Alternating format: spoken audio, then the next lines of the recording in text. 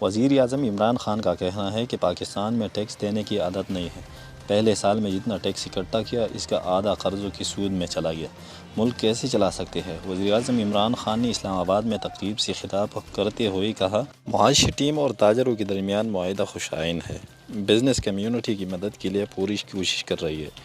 انہوں نے کہا کہ حکمران ٹیکس کے پیسوں پر شاہانہ زندگی گزاریں گے تو ٹیکس کون دے گا؟ ماضی کے حکمرانوں نے اپنا پیسہ باہر رکھا اور عوام کے پیسوں پر عائشہ کی۔ ترقی یافتہ قوم کے حکمران قوم کے ایک ایک پیسے کا حساب دیتے ہیں۔ قائد اعظم عوامی پیسہ سوچ سوچ کر خرچ کرتے تھے۔ ان کا کہنا تھا کہ وزیر اعظم ہاؤس اور آفس کے اخراجات میں نمایاں کمی لے کر آیا ہے۔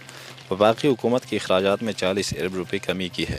میں اپنے گھر میں رہتا ہوں اور اپنی جیب سے اپنا گھر چلاتا ہوں۔ میری تنخواہ سے میرے گھر کا خرچہ پورا نہیں ہوتا۔ ہمارے ملک میں غربت ہے۔ ٹیکس کا پیسہ شان و شوکت پر خرچ نہیں ہونا چاہیے۔